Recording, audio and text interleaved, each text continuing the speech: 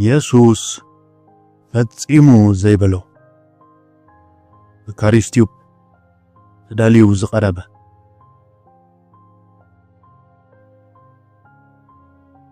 ምዕራፍ 32 እኹል ዝኾነ ነገር ኣይፈተንካን ኢየሱስ ፈጺሙ ዘይበሎ ነፍርዮ ናቱ ፍረዩ ኢየሱስ ክዛረብ ከሎ ንእግዚአብሔር መንግስቲ ኣብ መሬት ዘርኢ ዝዘርአ ሰብ ትመስል ኢሉ ነይሩ ለይትን ቀትርን ክድቅስ ኮነ ክትስእ ከሎ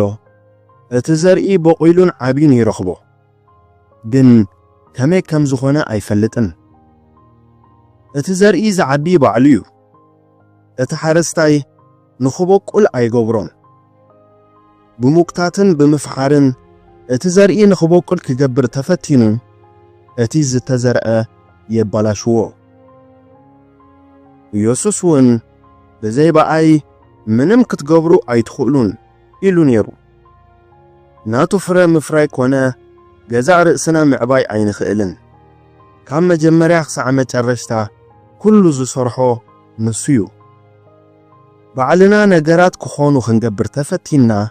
ነቲ መስርሕ ከነበላሽዎ ንኽእል ኢና ፍረ ኣፍሪ ተዘይ ኮይኑ እግዚአብሔር ክቆርጸካ እዩ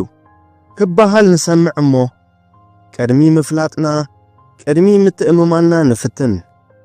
ዘርኡ ንፍሕሮ ንላዕሊ ንጎቶ በዚ ምኽንያት ከዓ ነበላሽዎ ብክርስቶስ ዝተረኽበ ህይወት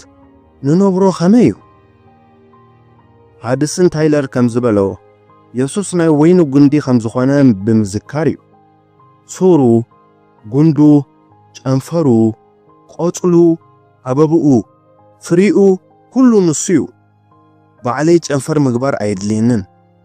ጎይታ ኢየሱስ ጨንፈር ከም ዝኾንኩ ነጊሩኒ እዩ ናቱ ወገኔ ክገብሮ ዘለኒ ንዕኡ ምእማንን ብኡ መሰረት ምጓዓዝን እዩ ኣብ ህይወትና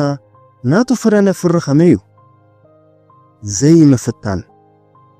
ኣብ ናቱ ፍቕሪ ምድጋፍ ምምሃርን ንኸነፍሪ ብኣቦ